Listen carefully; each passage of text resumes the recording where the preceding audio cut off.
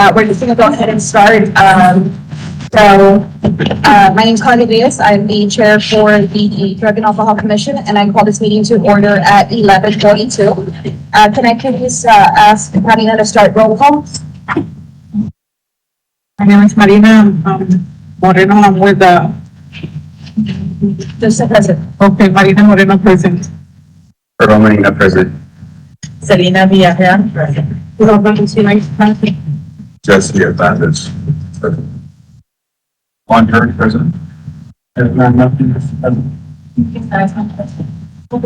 Is present. Erica Lopez present. Mary Scarlett present. Tiffany Gagnon present. Maria Ramirez present. Thank you very much. We do have a new appointee from Dr. David Taylor team. Mika, do you want to introduce yourself? Hi. It's Mika, and new appointment District Supervisor Dr. Taylor team. Excited to join the committee. So I guess that's it. I'm great. Don't worry. I was over here counting. I was like, we're not going to make quorum. We're not going to make quorum. But you're the one that's going to make quorum. So thank you very much. Maria, do you have anybody who signed up for public comments? No comment. Thank you. Can I have the approval of minutes for November 9th, December 14th, and January 11th? Okay, so we're going to go ahead and table them. Hopefully we'll be able to get those soon enough. Earl Medina had recently been appointed to his role as secretary, so he's still getting acquainted with his position. So please bear with us as we assist him in making those minutes possible. For the administrator report, Erica, Mr. Walsh isn't here, but I know from the last meeting there was a meeting at Chamber. Do you have any updates or? I actually have the presentation that was given at Chambers, and Mr. Walsh wanted me to just give like a brief oversight. I won't be able to answer all the questions, but I'll try my best to answer as much information as we have. So we did present, well, not we, but we, the health department, Dr. Chamberlain did present at Chambers within this last month of our last meeting. The main goal was to make, which I will get in detail, was to make the detox area its own department.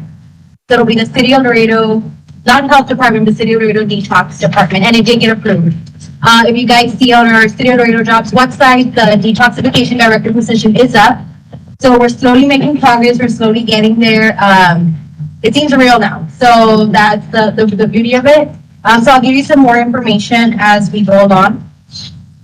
So a little bit of background on it. This is a presentation that was presented at council. The City of Laredo and Webb County have been in application regarding a detox facility since 2019.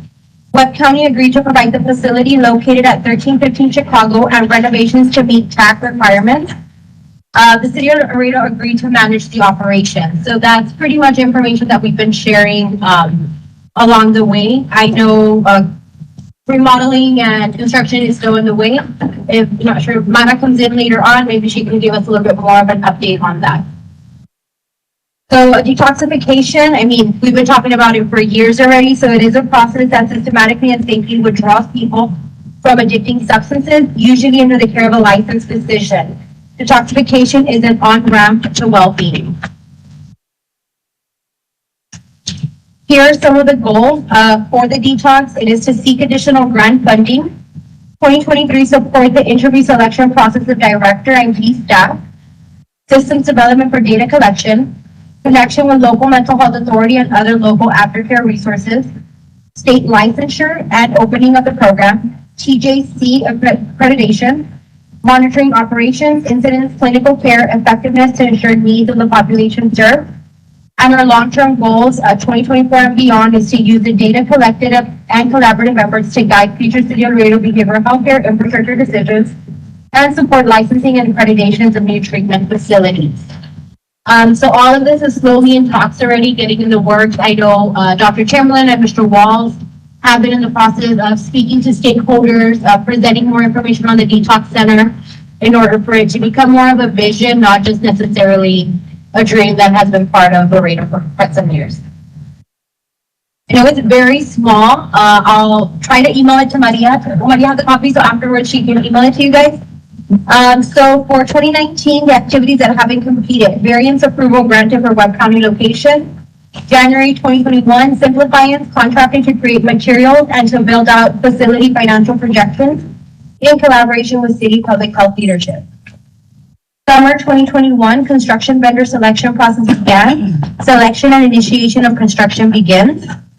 October 2021, policies, procedures, and plans and all other required operational document templates developed. October 2022, source grant writer supported to identify funding opportunities and updated projected plan developed with the City of Laredo Health Department and simplifying with estimated opening date of August 1st, 2023. This is assuming that the completion of construction is done. So August is already in short range. So the operations of the detox center would be involuntary and voluntary admission, 18 to 70 years of age, all genders. It will be composed of 33 staff members, the medical director, program director, registered nurses, public health technicians, social workers, licensed chemical dependency counselors, activity therapists, case managers, business development and grant writer, pharmacist, nurse practitioner, and maintenance. So some of the operations, the services offered, managing physical withdrawal symptoms and monitoring. The program shall provide monitoring to manage each client's physical withdrawal symptoms. Monitoring shall be conducted at a frequency consistent with the degree of severity of the client's withdrawal symptoms, the drugs from which the client is withdrawing, and or the level of intoxication of the client. They will be providing counseling services that will assess the client's readiness for change, offer general and individualized information on substance abuse and dependency, enhance client motivation, engage the client in treatment, and include a detoxification plan that contains the goals of successful and safe detox, as well as transfer to another intensity of treatment. So they will also go ahead and cover the post-discharge of the detox, or they would recommend and follow up with the client be referred to an outpatient treatment service. It would have crisis stabilization services. Clients who are not in withdrawal but meet the Diagnostic and Statistical Manual of Mental Disorders, the DSM, criteria for substance dependency may be admitted to detox services for 72 hours for crisis stabilization. Crisis stabilization is appropriate for clients who have diagnosed conditions that result in current emotional or cognitive impairment in clients such that they would not be able to participate in a structured and rigorous schedule of formal chemical dependency treatment. Like I mentioned, aftercare planning in connection to aftercare resources. So here's just a little run through of how the process would work. The client is screened and admitted into the detox facility. Client receives detox services, medical, substance, and mental health.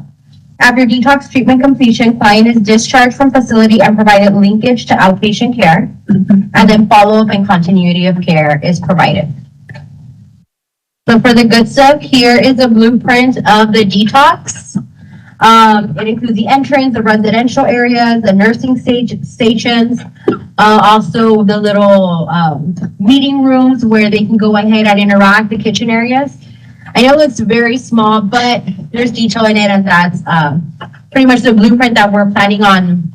Hopefully, if everything goes well with construction going through it. Does anyone know the size of the square footage?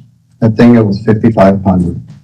The total of the footprint of what we're going to be using. And it's sufficient for what we want to do. Okay. I have a comment, and Heather, you can correct me if I'm wrong, on staffing, where you all mentioned an LCDC. I think our recommendation was to have an LPC that's an LCDC because we're going to deal with people with co-occurring psychiatric substance disorder. We're going to be dealing with 4 clients. And if we're going to get a good assessment so that we can make good referrals, we can't just have an LCDC. I believe they were going to have both. Well, I just noticed that. So there's nothing wrong with LCDC, but we need to have an LPC in there to make a really good, and an LPC that's an LCDC would be fine. Just to have a comprehensive assessment. You don't want to have the client having to go and do the same assessment over again. We want to get a good assessment and get out so the services aren't having to be repeated. That's just a single that. That's correct. And also I was talking about making the referral for outpatient. A lot of them are going to be referrals for inpatient to follow up with that. And then can't go back out in the street. Right. And then we're hopefully going to move into phase 2, which we've talked about before, in our committee, which is to go ahead and start looking at how we can get a residential piece. Intensive here. residential. Intense resident, I mean, SCAN is always full. They have a piece, but we need to have our own piece. I mean, if you just look at the clients that come in through the drug court alone, we're having to send them out of town and we don't have the capacity here in Laredo. So those are just two things that I noticed. Thank you. And as we move forward, here is an image of what the entrance of the Laredo West County Detoxification Center would look like.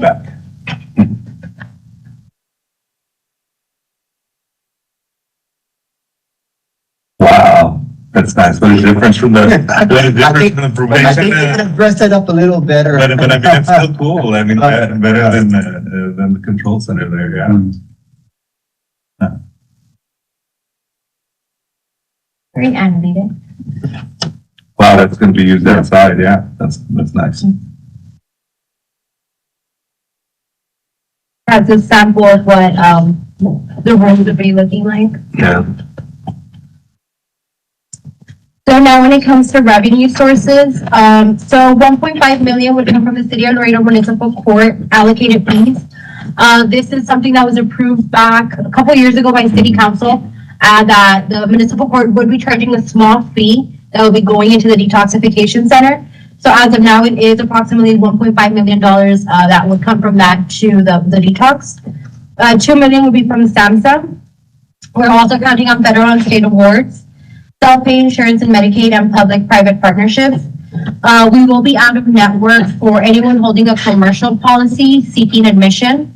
Self-pay clients will be welcome to admit for a fair market cost that is purposed to welcome those ready to seek help.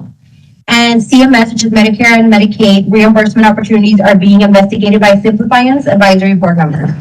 You're saying SAMHSA is an earmark, so it's already assured? Yes, Okay, great. yes, That's not what Congressman Boyer donated. yes, those are, That's what it is. Okay, that's great. Okay, just want to make sure.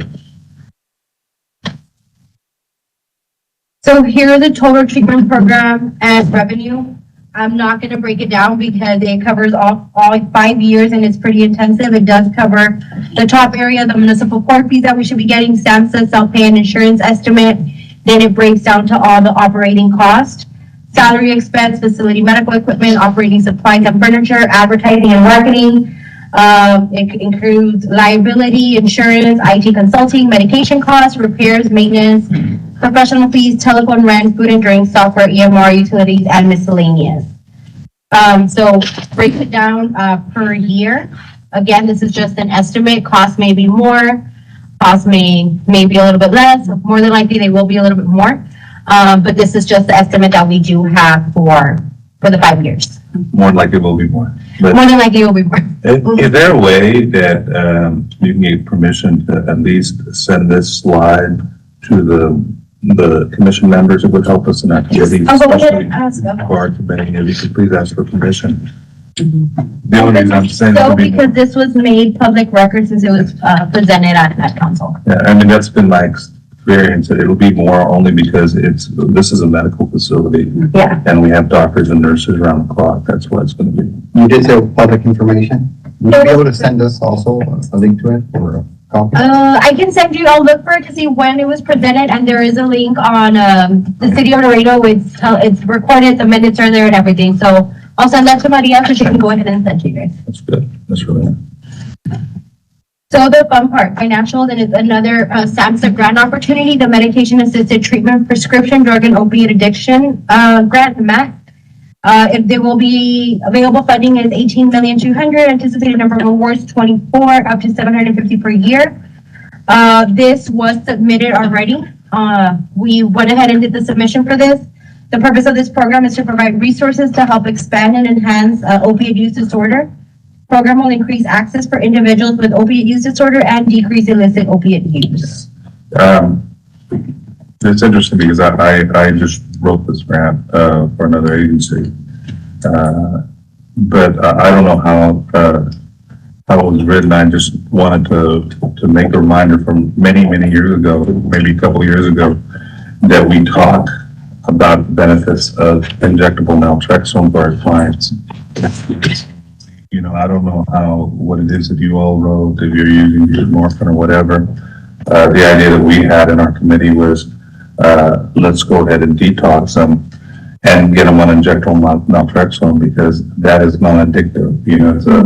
It's an opiate receptor blocker, dopamine receptor blocker, and we don't want them, if you're going to get them on buprenorphine or even methadone, those medications are addictive, and we want to go ahead and clear the neural pathways to addiction so they won't go back. And yeah, methadone works, and buprenorphine works, but eventually if they want to get off, you have to still wean them off. Once they're detoxed, if we get them on Vivitrol, and that's what we had discussed, and I think we had approved in the minutes that that was going to be the medication of choice if the doctor approved it. It's been studied for, since the Vietnam veterans came back from Vietnam in 1985, not into those studies, and the drug court uses Vivitrol. And so I know this grant very well because I just wrote one for it. I know that we were very specific on what drug was used. Yeah, well, you have to be, but, and so I'm imagining, my imagination, if I'm thinking the way that whoever wrote it here, it's probably buprenorphine because it's more cost effective. And what we're thinking is we want to have more long-term effects of having participants.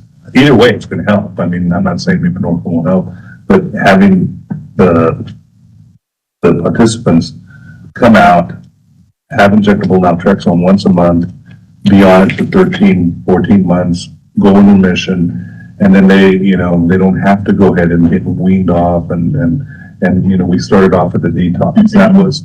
That was our take on it. Yeah. All right, and we had presentations on this back in 2019 before the pandemic, and we voted on it.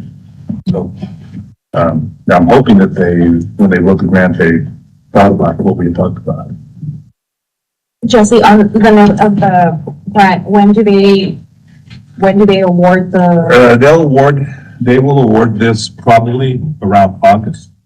There's another agency that I work with that applied for this with the idea, and the reason why I did in that particular grant, we did injectable naltrexone for 200 participants, and because we thought injectable naltrexone is more efficacious. The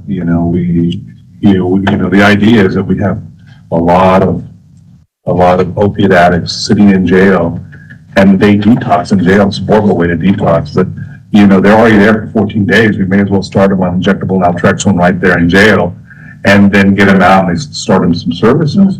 When we started using injectable naltrexone with the drug court, I want to say around 2014, 2015, and the first 3-year cycle, we saved our community over $500,000. The evaluator said over $500,000 in hospitalization and relapse and all this.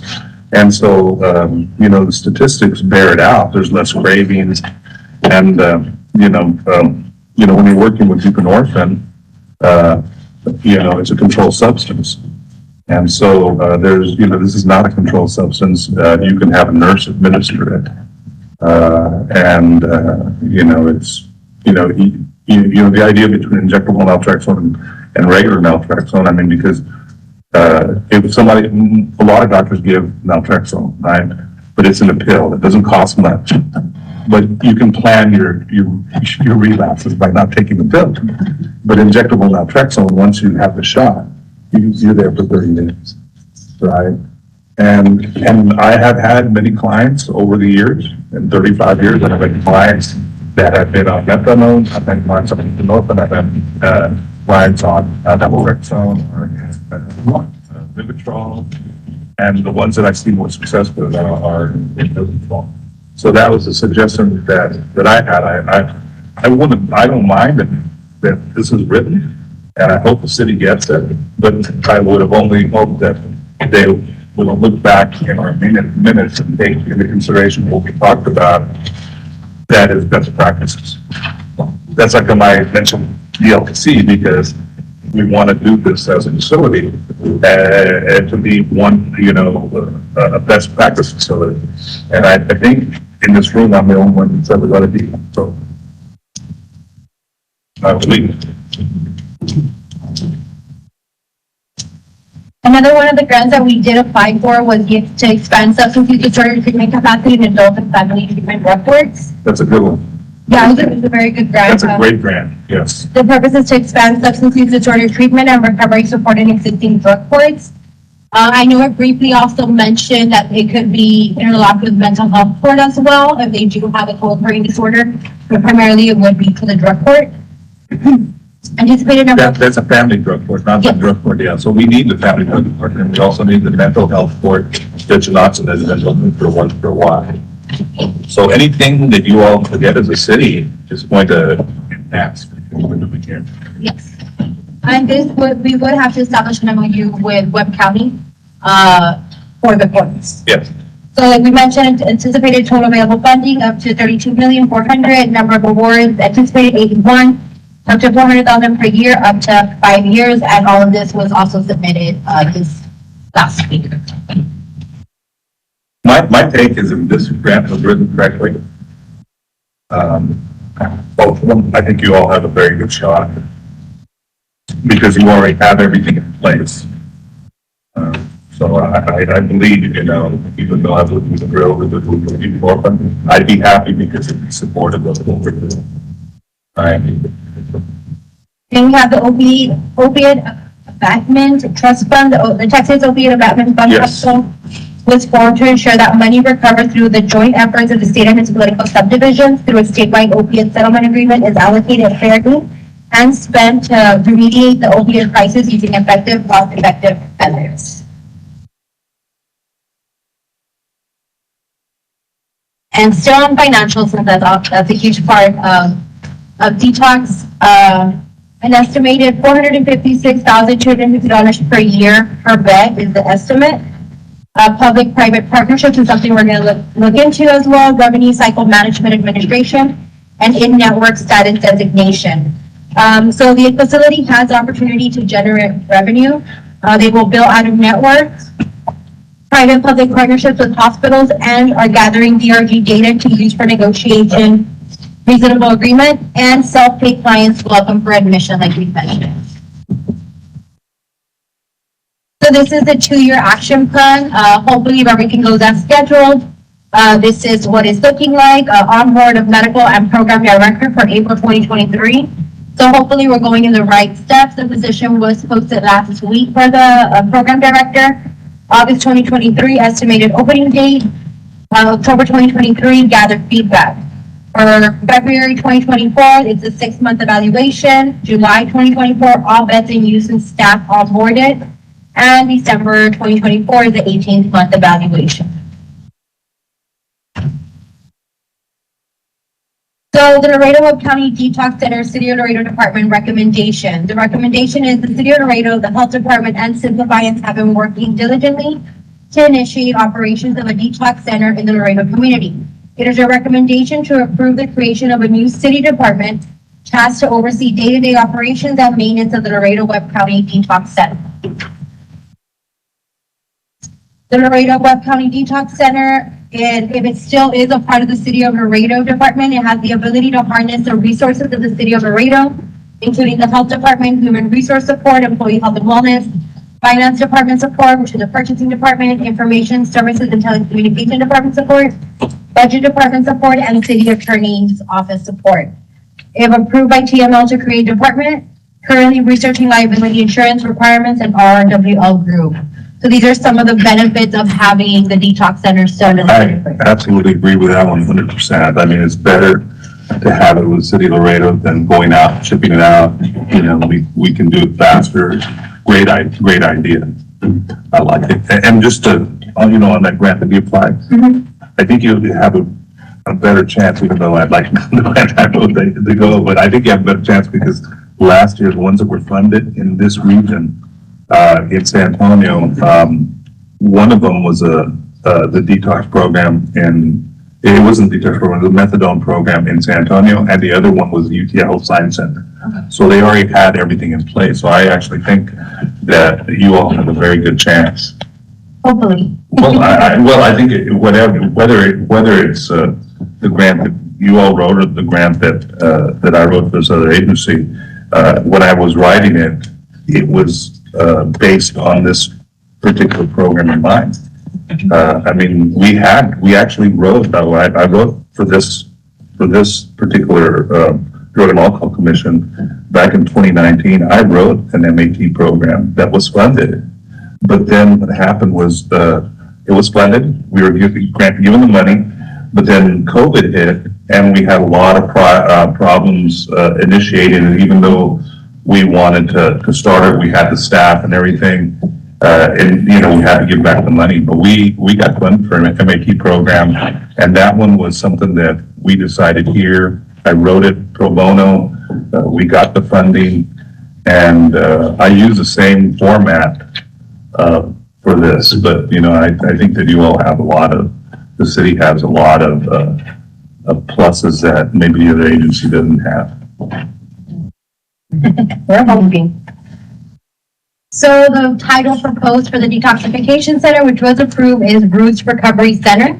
That is our logo. That is the name of the detox center in Laredo. You know, it's interesting because many years ago, I ran a 30-bed adolescent residential facility and a 12-bed detox, all combined, 42 beds. And the name of it was IESIS, Recovering Adolescents Integrating Changes. And so that's pretty cool. And we actually had the same thing. Yeah, this is the logo. We had it up on the wall for the kids to the hero. Yeah, we brainstormed with a couple of names to see what fit best. I know we had tossed out El Camino, just for the journey and the road to it, but ultimately they did decide on Roots. Like you mentioned, Roots, the recommendation would be to embody sensitivity and reduce stigma associated with the process of detoxification. We propose the following title for the facility: Roots Recovery Center. Roots Recovery Center will be the origin of a person's path to substance use recovery. So for Roots, it'll be the R, recovering, our opportunities through strength. Radiance, emanting, or as if emanting light, combination of good health and happiness. Optimism, the feeling that all is going to turn out well. Opportunity, an occasion or situation that makes it possible to do something that you want to do or have to do, or the possibility of doing something. Trust, believe that someone is good and honest and will not harm you, or that something is safe and reliable. Strength, the property of being physically or mentally powerful. And thank you. This presentation was created and presented by Dr. Chamberlain. He's the director of the City of Laredo Health Department. And Mr. Walls wanted me to go ahead and present it to the committee today. So the startup team for the detox would be Dr. Chamberlain. He's our health director, currently the interim Roots director. Mr. Guillermo Walls, the assistant health director of programs and services, which you all are familiar with. Parker Smith, he's the Simplifiance chief executive officer. And Braden Smith, he's the Simplifiance executive VP. That would be the startup team.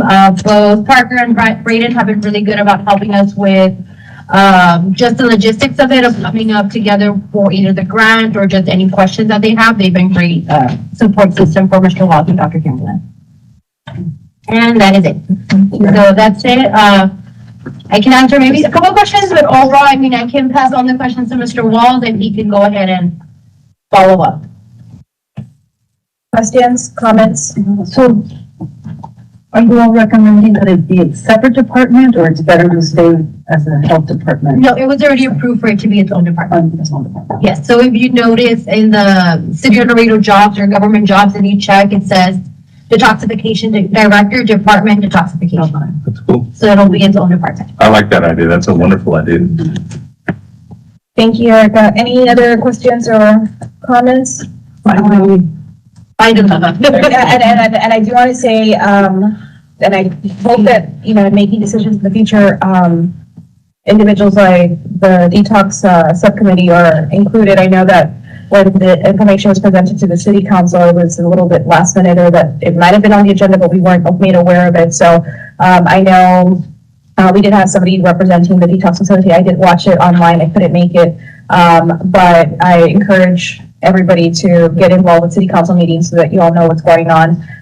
The impact of this group has made the detox facility happen. A very large thank you to Jesse Guillermo and Anna and anybody else who's been part of the planning of the detox facility, Ms. Quintana, who also was very critical in having to go to city chambers to talk to them and, encourage them to do this. I do think it's a wonderful idea to have it as part of its own department, considering that maybe decisions are going to have to be made fairly quickly and instantaneously, as opposed to going through, even though it does have the same people as of right now for the startup team, it still has to have some form of precedence in making those decisions happen so that we can assist the community. And again, we're looking forward to phase 2 and what comes from the detox facility and the aftercare and whatnot. So again, thank you very much for presenting, and thank you to everybody who's here and who has been able to make it happen. I appreciate it. And I want to kind of point out, I appreciate the comments, but, and thank you very much, but in 2013, when we first started this journey, and it fell apart, it was because it was a top-down model. The reason this is successful is because we did a grassroots, we have people like Marina and so many people from the community. And this effort was so much different than the one that fell completely apart back in 2013. And so I appreciate everybody that comes in every single time, whether they're appointed or not appointed. You all have made this dream happen. I mean,